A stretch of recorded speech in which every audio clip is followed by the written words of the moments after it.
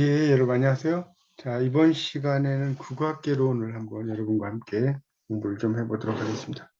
이 국어학개론이라는 과목이 조금 이제 공부하기가 이렇게 쉽지는 않은 과목인데, 또 여러분이 이제 차분히 공부를 또 해보시면 또이 국어학개론의 또 묘미를 익히실 수가 있을 겁니다. 자, 이번 시간에 그 3페이지에부터 좀 설명을 드리도록 하겠습니다. 일단 강의는 제가 좀 크게 좀 설명을 좀 드리도록 하겠습니다. 자, 3페이지에 보면 이제 제 1장이죠. 1장이 국어와 국어학이에요. 국어와 국어학 부분부터 좀 핵심 위주로 설명을 드리겠습니다. 한꺼번에 이걸 하려면 상당히 내용이 많아서요. 좀 중요한 거. 그래서 이제 국어에 대한 이야기를 쭉 써놨죠. 우리나라 말이다라는 이야기가 3페이지에 쭉 나와요. 그래서 뭐 우리 흔히 뭐 코리안 랭귀지라고 하죠. 한국어를 코리안 랭귀지 이렇게 쓰이는 거라는 거죠. 3페이지 밑에서 한 6줄 나오죠. 한국의 언어 이게 국어다. 이렇게 써놓은 거고요. 자, 그 다음에 이제 4페이지 넘겨보시면 한국어와 언어 2번 나왔죠. 한국어 언어 거기 보세요. 지구상에는 존재하는 언어가 한 3천여 종 정도 된대요. 지구상에 존재하는 언어가 3천여 종. 지구상의 나라는 몇 나라냐면 237개국이 있다고 합니다. 그러니까 이제 왜 그러면 이렇게 됐냐면 그 나라의 어떤 방언 같은 것들이 많아요. 쓰고 또는 다른 언어들이 그래서 이제 이게 3천여 종이 되는 겁니다. 그래서 이제 그 언어라고 하는 것이 이렇게 그 특징들이 있죠. 공통점도 있어요. 보편성. 예를 들어서 자음이 있으면 모음이 있다. 이런 건 다 공통점이죠. 그죠? 뭐, 이러면 자음과 모음이잖아요. 영어에서 MA 이렇게 쓰면 자음과 모음이죠. 모음은 IAO니까. 그런 것이 되겠죠. 그래서 이제 우리말이나 영어나 그런 것이 또 중요한 그 내용이 되겠습니다. 그런 걸 좀 알아두시고요. 자, 그 다음에 이제 한국어의 분포가 나와요. 여러분 공부는 좀 크게 보시면 됩니다. 5페이지 이제 보면 그 한국어는 한반도 전역이 본거지이지만 우리나라 사람들이 집단적으로 이주해서 사는 곳이 만주, 시베리아 많죠. 2015년을 기준으로 5페이지에 둘째 줄 이렇게 많은 사람이 있다는 거예요. 그래서 한국어가 사용 인구도 13위 정도 된대요.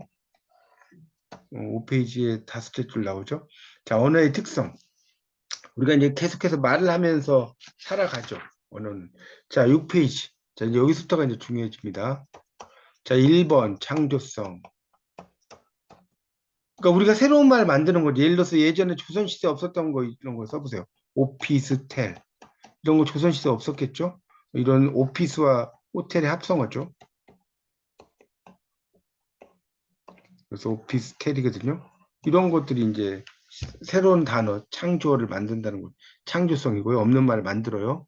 옛날에 무슨 조선시대에 뭐 핫바 이런 거 뭐 있었겠어요? 그렇죠. 콘 이런 거 없었겠죠.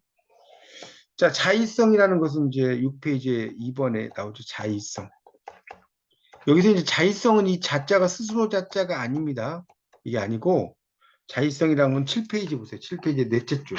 7페이지의 넷째 줄을 보면 페이지 7페이지 넷째 줄에 이렇게 쓰는 자자가 있어요. 이 자자가 뭐냐면 써놓으세요. 제멋대로 자자예요.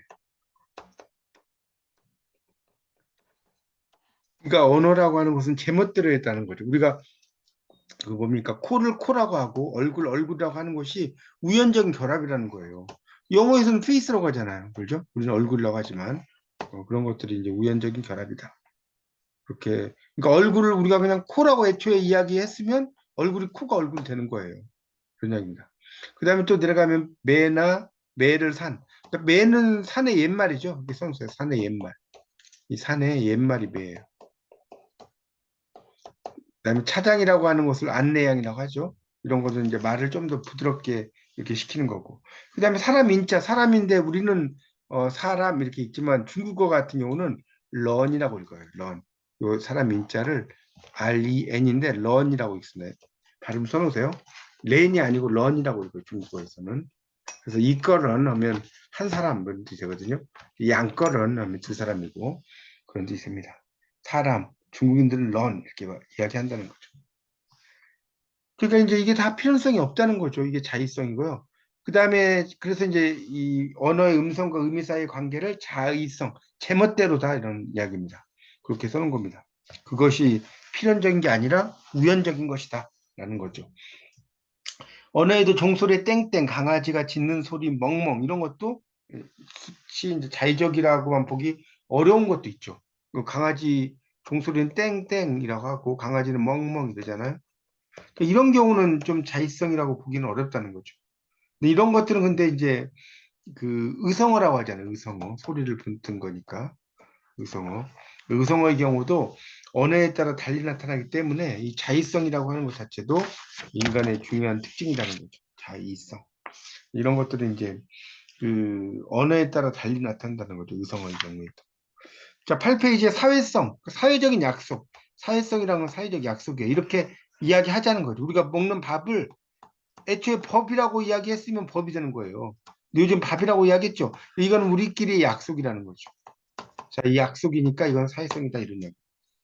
그러니까 문화적 전달은 8페이지 4번에 그런 우리가 있는 이런 문화유산들을 자녀 자손들에게 잘 물려줘야 된다. 그런 얘기가 되겠죠. 자, 9페이지 음성 언어, 문자 언어라고 놨는데요. 9페이지에. 그래서 이제 우리가 문자 언어는 말 그대로 문자로 쓰는 말이고 음성 언어는 입으로 말하는 말이다. 이런 이야기예요. 이제 문자 언어는 그 9페이지 마지막 단락을 보시면 문명이 발달되면서 비중이 점차 커졌다는 거예요. 문자가. 이런 이야기 써놓은 거죠. 자, 10페이지로 넘기면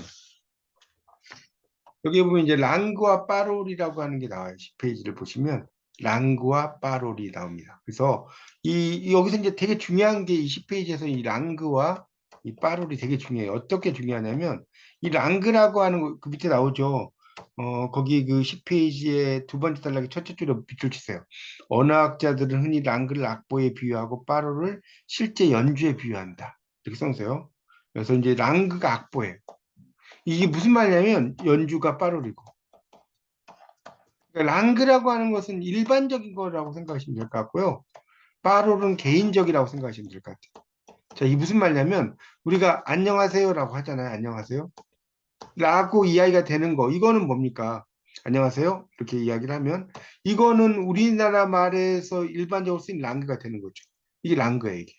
여기 써보세요. 이게 랑그야. 근데 이게 랑그를 외국인한테 안녕하세요라고 이야기를 하라고 해보세요. 그러면 어떤 사람 안녕하세요.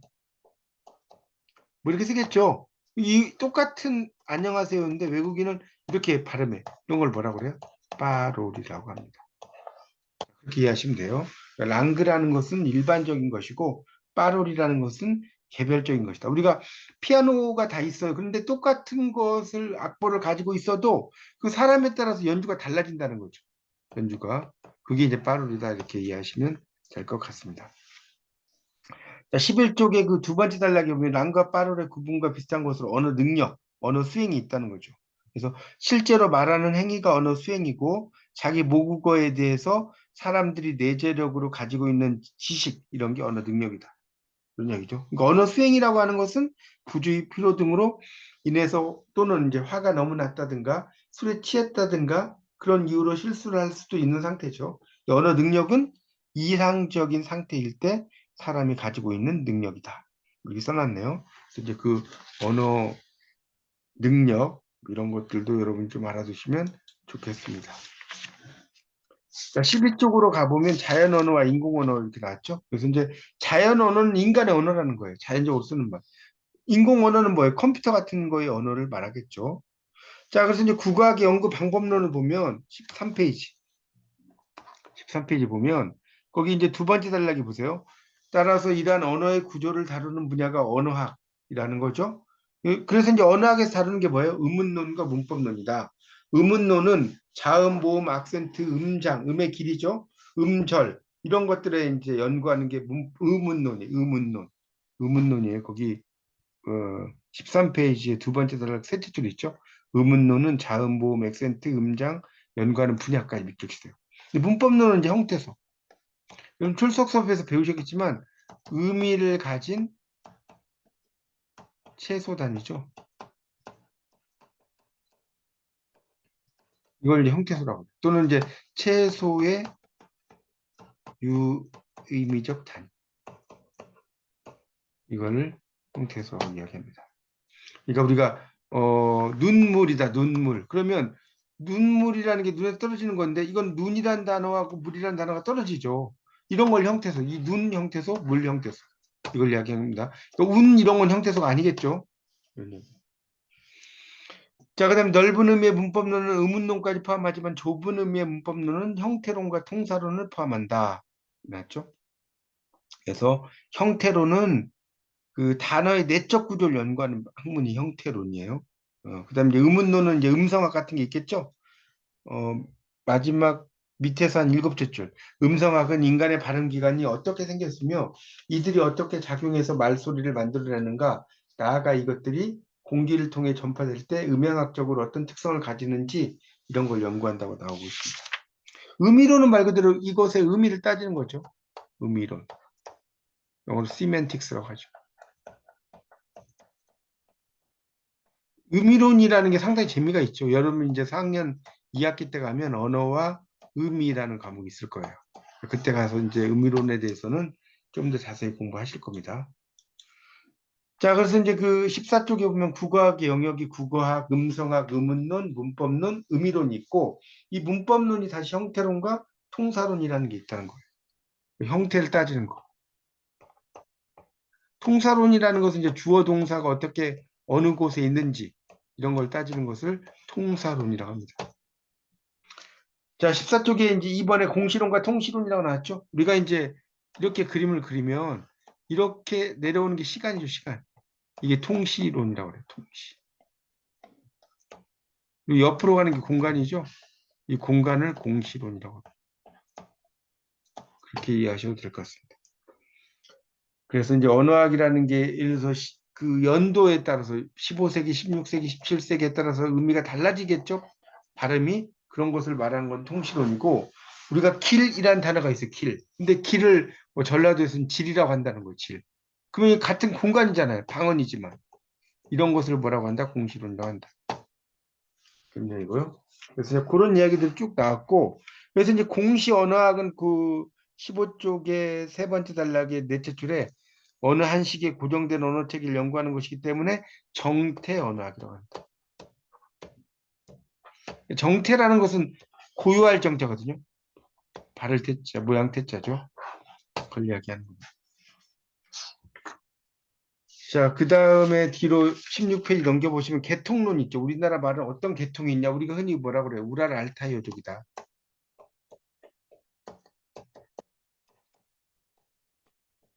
이렇게 이제 따져 들어가는 것을 우리가 뭐라 그래요? 그런 것을 이제 계통을 따진다는 뜻이겠죠? 그걸 이제 계통론이라고 이야기를 합니다.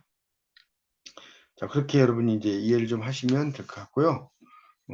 그래서 이제 우리가 언어를 특히 이제 공부할 때는 이런 여러 개의 언어들을 같이 이렇게 공부하는 게 좋아요. 그런 걸 이제 우리가 뭐라고 하냐면 비교 언어학이라고 해요. 그 16페이지에 두 번째 단락에 일곱 줄 좀 내려오면 이처럼 부터 밑줄 쭉 쳐보세요. 부터 비교 언어학이라고 한다.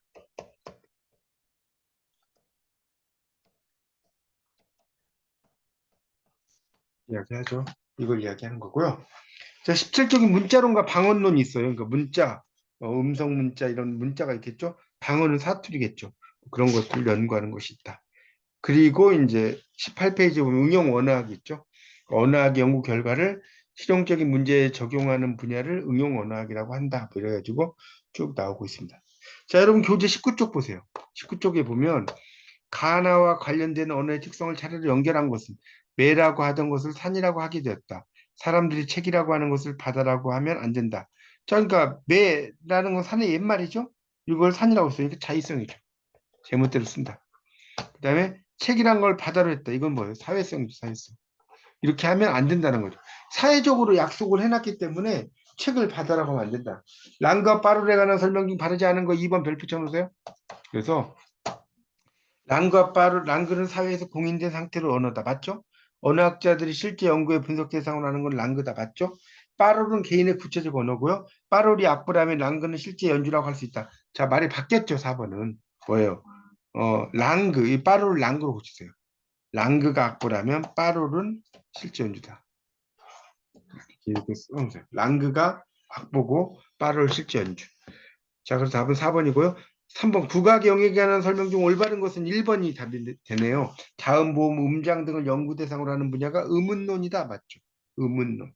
2번 형태로는 단어와 문장의 구조에 대해서 연구하는 학문이다. 이거는 이제 형태론이라기보다는 통사론이죠. 통사론이고 넓은 의미의 문법론에는 의문론과 의미론도 포함된다. 넓은 의미의 문법에는 의문론까지만 포함돼요. 뭡니까? 의미론이 포함되진 않죠. X고 음성학에서는 음성의 기능이나 체계를 주로 연구한다. 그래서 음성학에서는 음성의 기능이나 체계를 그런 걸 연구하는 것이 아니죠. 음성학이라는 것은 그 우리가 입에서 바깥으로 나가는 말의 목소리 이런 톤이 어떻게 흘러가는가 이런 걸 주로 연구하는 거라고 볼 수 있겠죠. 답은 1번. 자, 계통론과 관계 뭔 분야에서 비교원학, 역사원학, 통시원학, 대조원학이라고 했는데 계통론, 계통을 따지는 거죠, 계통. 그러니까 비슷한 거예요, 비슷한 거. 그러니까 답은 4번에 대조원학은 비슷한 것들이 아니죠. 그래서 답은 4번을 답으로 볼 수가 있겠습니다.